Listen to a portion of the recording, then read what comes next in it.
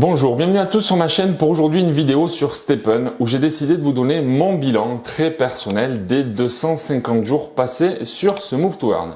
Alors vous le savez, je l'ai annoncé il y a quelques jours sur mon compte Twitter, j'ai décidé de prendre du recul et de quitter mon statut d'ambassadeur que j'occupais depuis quelques semaines. Aujourd'hui dans cette vidéo, je vais essayer en toute transparence, simplicité, mais sans y passer 8 jours non plus, de vous donner les raisons qui m'ont amené justement à prendre cette décision. J'y reviendrai dans quelques minutes.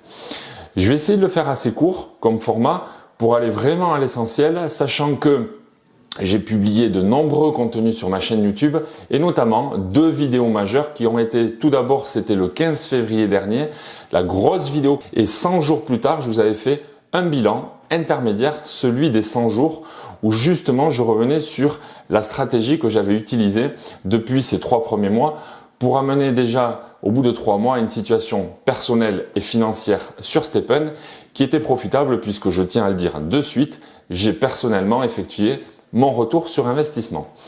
Donc tout ce que je vais vous dire aujourd'hui est vraiment lié à ma situation personnelle. Je sais que nombreux d'entre vous malheureusement n'avaient pas pu faire votre retour sur investissement. Vous le savez, Stepn est un projet crypto dans lequel on rentre selon un timing qui est le sien, qui est propre à chacun.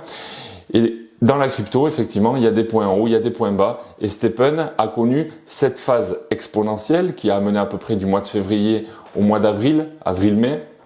Et ensuite, à partir du mois de mai, ça a commencé à se compliquer un petit peu. Alors moi, j'étais un joueur qui a évolué sur les 3 blockchains. Je ne vais pas revenir dans le détail sur toutes les paires que j'ai eues sur chacune de ces blockchains. Mais réellement, sur la blockchain Solana, j'ai eu le maximum de chaussures que l'on peut avoir. Notamment, j'avais 33 chaussures m'amenant à 20 énergies. J'ai beaucoup joué le GST à l'époque où c'était profitable. Je suis ensuite allé vers une phase de jeu vers les Mystery Box, comme certains d'entre vous. En parallèle de ça, je suis rentré fort et vite également sur la Binance Chain et je suis aussi rentré sur la blockchain Ethereum où j'ai investi dans une paire Ape, voire même 2 paires Ape pour pouvoir amorcer des mints. Et là aussi, j'ai eu la chance de faire des twins sur 2 mints que j'ai réalisés, que j'ai aussitôt revendu à l'époque où les chaussures sur cette blockchain se revendaient aux alentours de 2,5 ETH. Voilà en toute transparence quel a été mon profil de joueur, mes investissements et donc les gains, vous les imaginez par rapport à ce que je viens de vous dire. Alors vous le savez aussi, sur ma chaîne, j'ai publié de nombreux contenus et j'ai aussi pris l'habitude, régulièrement, c'était tous les mois, de faire une session live où on répondait avec mes amis Lucas, Crit et les autres ambassadeurs aux questions que vous vous posiez. Et donc pour moi, ça a été vraiment une phase très dynamique où oui, à ce moment-là, je continuais à être extrêmement positif dans l'avenir de Stepn. J'étais confiant dans la durée, en dépit du GST qui s'effondrait, mais pour moi, effectivement, le GST était le token de jeu. Je l'ai dit à un moment donné, j'avais fait une vidéo en disant que un GST restait un GST, malgré sa valeur qui s'effondrait. Sachant que le GMT allait prendre de plus en plus de valeur et allait s'investir de plus en plus dans le projet. Donc pour ces raisons-là, je me suis investi. J'ai souhaité développer la communauté Strava associée à Stepn puisque j'en ai également parlé souvent.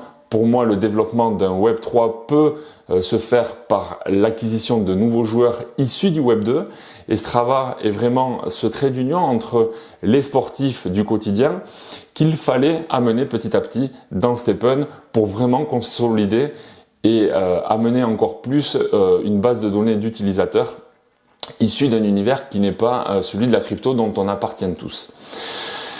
C'est aussi ces raisons-là qui m'ont donc amené à devenir ambassadeur Stepn et je suis donc allé avec Lucas et Jeff à Paris, à la Binance Blockchain Week, où là pendant 3 jours j'ai eu la chance d'échanger avec les visiteurs du salon qui se sont présentés à nous au stand de Stepn où nous avons eu un véritable succès. Je remercie d'ailleurs Stepn et je m'en cache pas pour de m'avoir nommé ambassadeur, mais aussi pour m'avoir permis de vivre cette aventure où pendant 3 jours vraiment je défendais mes motivations et je vais vous citer un élément principal, c'est celui qui derrière va m'amener à vous expliquer pourquoi j'en suis sorti. À ce moment-là, l'argument que je citais en permanence, c'était de dire que pour moi, l'arrivée justement des Rainbow Sneakers allait vraiment retransformer le jeu et apporter un dynamisme qu'on n'avait plus à ce moment-là. Pourquoi? Eh bien, vous connaissez la règle, pour faire une Rainbow Sneakers, il faut brûler 5 chaussures classiques. Et donc ce mécanisme était pour moi la solution évidente qui allait permettre d'appauvrir le stock de NFT sur la marketplace et donc par conséquent de faire remonter le floor price de cette même marketplace. Alors on va rester sur la blockchain Solana et on va parler que des chaussures normales, hein, mais ce raisonnement-là se tient quels que soient les types de sneakers et a priori également quelle que soit la blockchain. Mais voilà, mon raisonnement c'était vraiment celui-là et c'est ce que j'expliquais aux gens en disant bien sûr, il est encore temps de rentrer dans STEPN. Si vous n'avez pas été un joueur jusqu'à présent, aujourd'hui c'est une merveilleuse porte d'entrée par rapport au prix des chaussures. Et en plus de ça, il va y avoir des mécaniques de jeu qui vont arriver et qui vont un petit peu rééquilibrer les prix entre le GST, le GMT, les prix sur la marketplace. Et donc le GST, je finis là-dessus par rapport à l'équilibre financier, le floor price des chaussures sur la marketplace qui monte, c'est naturellement un prix du GST qui doit remonter. Et ce, pour une raison principale, je vous la redonne, c'est que à partir du moment où le prix de la sneakers dans son floor price remonte sur la marketplace, alors les joueurs retrouvent un intérêt financier à minter de nouvelles sneakers. Et donc pour moi, c'est vraiment ce que je voyais et ce que j'attendais réellement pour retrouver aussi personnellement un vrai game, une vraie envie de jouer.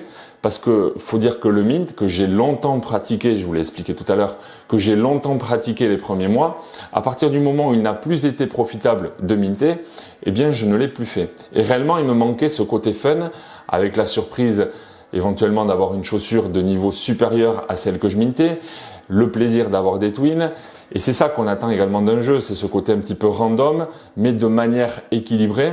Mais pour pouvoir faire ces mints, il fallait que ça devienne financièrement intéressant. Et donc l'arrivée des sneakers, pour moi, devait être ce facteur déclenchant qui devait justement retrouver un intérêt à minter avec les prix qui remontent. Quelques jours plus tard, les gains en GMT sont apparus. Donc on a eu tous la possibilité de gagner du GMT pour peu que nous ayons dans notre réservoir de chaussures une chaussure en level 30. Et donc ce GMT a été une première étape dans laquelle je me suis énormément réjoui puisque j'avais une chaussure en level 30. J'avais motivé mon entourage proche également à faire les efforts financiers pour passer du level 29 au level 30.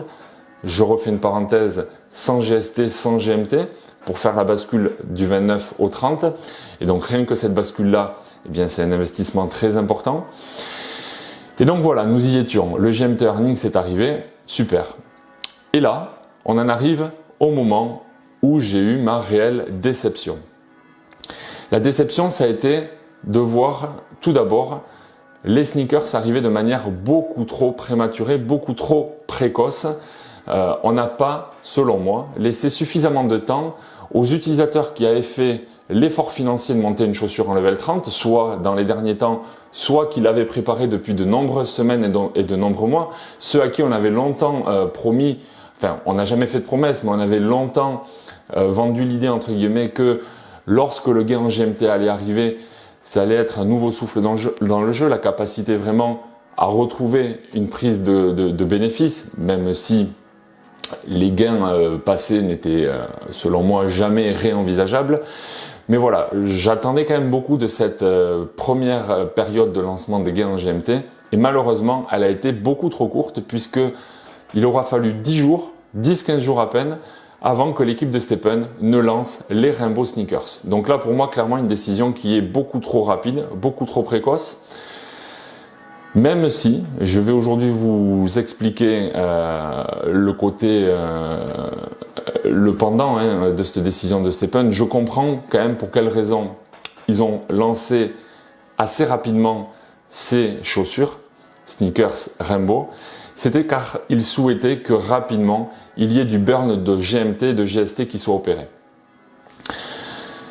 Les joueurs qui gagnaient du GMT avec les chaussures classiques prenaient leurs gains prenaient leur GMT sans faire forcément un cash out, mais il n'y avait plus d'incitation ou peu d'incitation à burner du GST, du GMT. Donc voilà pourquoi STEPN a pris la décision de rapidement faire l'arrivée des Rainbow Sneakers afin que les joueurs investissent 360 GST plus 40 GMT et ce en masse pour tenter des fusions de 5 chaussures en une éventuelle Rainbow Sneakers.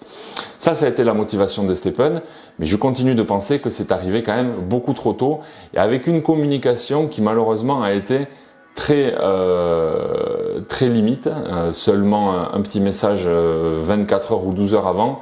Bref, les Rainbows sont apparus, tous ceux qui étaient passés en level 30 se sont retrouvés un petit peu pris au piège puisque là vous connaissez la règle, les pools des rémunérations sont passés de 100% pour la classique à 40% pour la classique, les 60% restants aux heureux détenteurs des Rainbow Sneakers. Et là, deuxième point d'achoppement, deuxième grosse fâcherie pour moi, ça a été la probabilité beaucoup trop faible, l'incentive beaucoup trop peu importante pour pouvoir espérer gagner une Rainbow.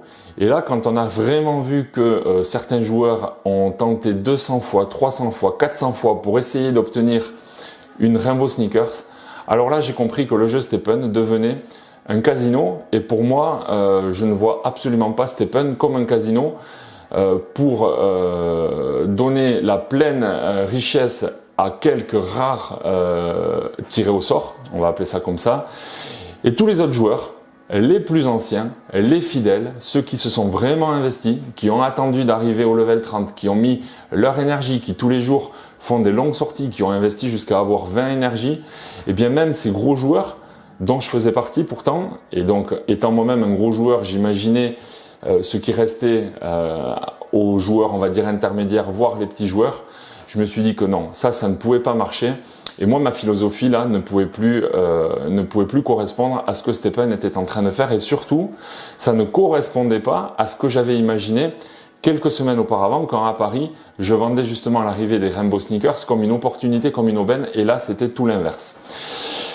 Et dernier point, on va dire, d'achoppement personnel avec la team STEPN, je le dis également de manière honnête et transparente, devoir mettre en avant les gains faramineux des joueurs ayant obtenu une Rainbow Sneakers avec des milliers de dollars au quotidien sur des gains de GMT qui sont sans commune mesure. Non, moi ça, je ne voulais pas rentrer dans ce mécanisme-là. Et donc j'ai souhaité reprendre ma liberté, mon indépendance. Je pensais à ce moment-là que j'allais pouvoir rester un joueur investi de STEPN et ce jusqu'à hier, et ça va être la conclusion de ma vidéo où je vous explique la fin de mon parcours. J'ai souhaité vendre 90% des sneakers que j'ai dans mon wallet, dans mon portefeuille. Pourquoi ? Eh bien écoutez, je suis en train de m'apercevoir un petit peu comme tout le monde que STEPN est en train de perdre de la valeur, entre guillemets. Alors je ne vais parler que de la partie jeu, que de la partie valeur marchande des NFT que l'on a dans la marketplace. Vraiment, je ne vais parler que de ça. Je ne vais pas parler de ce qui est STEPN au sens plus large et des projets qui arrivent et d'une vision long terme. Là, je vais vraiment me concentrer sur vraiment le prix des NFT, de la valeur des NFT que j'ai dans mon portefeuille, que je vois là depuis une semaine en train de fondre comme neige au soleil. Et je reviens à ce que je vous disais tout à l'heure. STEPN, c'est effectivement un jeu, mais c'est avant tout un investissement. Et un investissement de crypto-monnaie, ça se gère en bon père de famille et avec des responsabilités.